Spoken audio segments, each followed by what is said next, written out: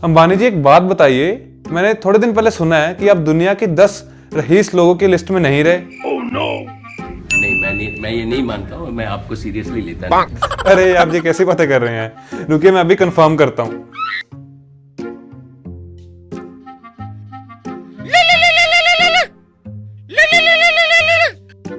हाँ भाई प्रणव, बोलो। हाँ गुरप्रीत, एक बात बताया, ये अंबानी जी मान ही नहीं रहे कि ये दुनिया की 10 रईस लोगों की लिस्ट में नहीं रहे। इसका कारण क्या है? नहीं यार देख, बात तो एकदम करेक्ट है कि जो अंबानी जी है वो दुनिया के टॉप 10 के रईस लोगों में से आउट हो चुके हैं। तो उसका जो बेसिक कारण है वो तो एक तो अपना व्हाट्सएप और दूसरा है एयरटेल। एयरटेल तो मैं मानता हूँ कि वो कंपटीशन में है, बट ये व्हाट्सएप कैसे हुआ? यार कोई बात नहीं, बताते हैं, थोड़ा सब्र रखो, बताएंगे, आराम से बताएंगे। अरे चल ठीक है।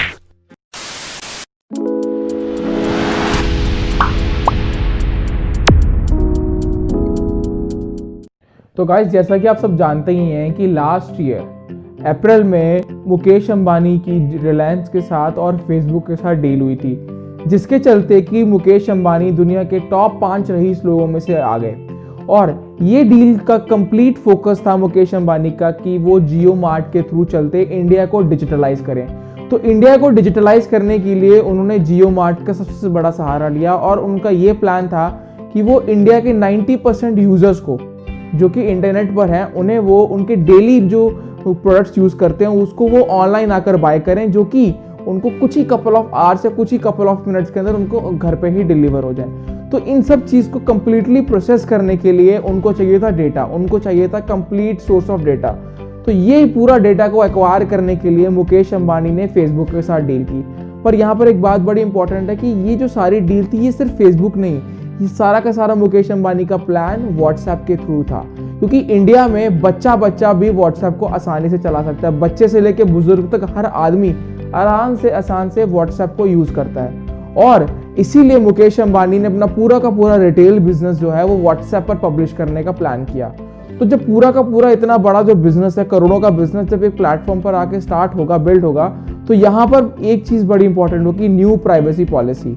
तो यहाँ पर व्हाट्सएप ने स्टार्टिंग में ही प्रॉमिस किया था कि वो न्यू प्राइवेसी पॉलिसीज को कभी नहीं लेके आएगी, वो कभी भी डेटा को, अपने प्राइवेसी को लीक नहीं करेगी।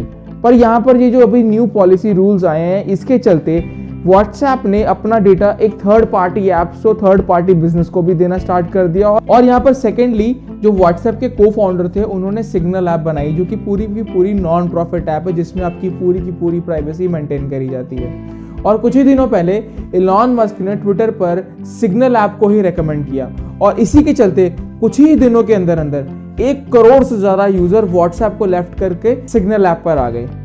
और यहाँ पर गाइस बड़ा सिंपल सा फंडा अगर क्लियर हो जाए तो जब इतना बड़ा डेटाबेस, इतना बड़ा डेटा जब कुछ ही दिनों के अंदर न्यू ऐप पर ट्रांसफर होगा तो यहाँ पर इफेक्ट पड़ेगा यूजर्स पर। और यहाँ पर अगर बात की जाए फेसबुक और रिलायंस की डील पर, तो यहाँ पर हम फोकस करें तो पूरा का पूरा डेटा के ऊपर ही तो सारा का सारा फोकस किया जा रहा था। तो जब डेटा ही यहाँ पर इफेक्ट करना शुरू कर देगा तो मार्केट्स पर तो इफेक्ट दिखेगा ही। और यहाँ पर अभी इतनी ज़्यादा ये न्यूज़ में भी चल रहा है, सबसे ज़्यादा ट्रेंडिंग पर यही टॉपिक है। तो यहाँ पर जब इतनी नेगेटिविटी फैलेगी तो मार्केट्स यहाँ पर नेगेटिव रुख पकड़ेंगे, और जब इतनी ज़्यादा नेगेटिविटी फैलेगी तो यहाँ पर रिलायंस को ऑब्वियसली फर्क पड़ेगा। तो ये भी एक बहुत बड़ा कारण हो सकता है कि जो रिलायंस के जो शेयर्स हैं वो 20% तक फॉल में गए हों और अंबानी जी टॉप 10 से बाहर हो गए हों। तो गाइस, इतनी इन्फॉर्मेशन सुनने और जानने के बाद भी आपको पता है कि डाटा हमेशा रियलिटी बताता है। तो अब हम थोड़ा डाटा पर गौर फरमाते हैं। 2020 के खत्म होते होते रिलायंस के शेयर में लगभग 20% की गिरावट आई थी, और इसी गिरावट के कारण मुकेश अंबानी जी को लगभग 1 लाख करोड़ का नुकसान हुआ। इतने बड़े नुकसान का कारण पकड़ें तो ये हमें पता लगता है telecom regulatory authority of India की रिपोर्ट से। ये रिपोर्ट सितंबर से लेकर दिसंबर तक की प्रेजेंट की गई थी। इस रिपोर्ट के मुताबिक रिजल्ट्स बताते हैं कि एयरटेल के यूजर्स मंथ बाय मंथ 1.17% से बढ़ रहे थे, जो कि जियो से 0.36% की ज्यादा ग्रोथ रखते हैं। एयरटेल के करंट यूजर्स 326 मिलियन से लेकर 411 मिलियन तक हो चुके हैं। आपको क्या लगता है कि इतना बड़ा गैप कैसे आया होगा? सबसे पहले जो लोग फार्मर प्रोटेस्ट को सपोर्ट करते हैं उनमें से काफी लोगों ने जियो को छोड़कर अपने सिम्स को एयरटेल में स्विच किया है, और इसके अलावा भी काफी ज्यादा लोगों ने अपने टेलीकम्युनिकेशन सर्विसेज को स्विच किया है। तो इतने बड़े गैप के बाद जाहिर सी बात है कि मुकेश अंबानी जी को नुकसान होना तो बनता था, और इसी के कारण हमारे मुकेश अंबानी जी वर्ल्ड के टॉप 10 रिचेस्ट पर्सन की लिस्ट में से बाहर हुए। तो दोस्तों, जाते जाते मैं एक और बात आपसे डिस्कस करना चाहूँगा। पिछले कुछ दिनों में आइडिया ने अपने 47 लाख के अराउंड सब्सक्राइबर को लॉस किया है। इतने बड़े लॉस के बाद भी आइडिया का शेयर रफ्तार पकड़ रहा है। तो एक इधर छोटी सी टिप है, माननी हो तो मान लेना कि आइडिया पर इन्वेस्ट करना अभी खतरे से खाली नहीं होगा। आइडिया पर अभी आप सोच समझ कर इन्वेस्ट करें, वो अभी कभी भी नेगेटिव रफ्तार पकड़ सकता है। तो इसी के साथ हम आपसे अलविदा लेते हैं। अगर आपको आज की वीडियो अच्छी लगी हो तो इसे लाइक करें, शेयर करें, कमेंट करें।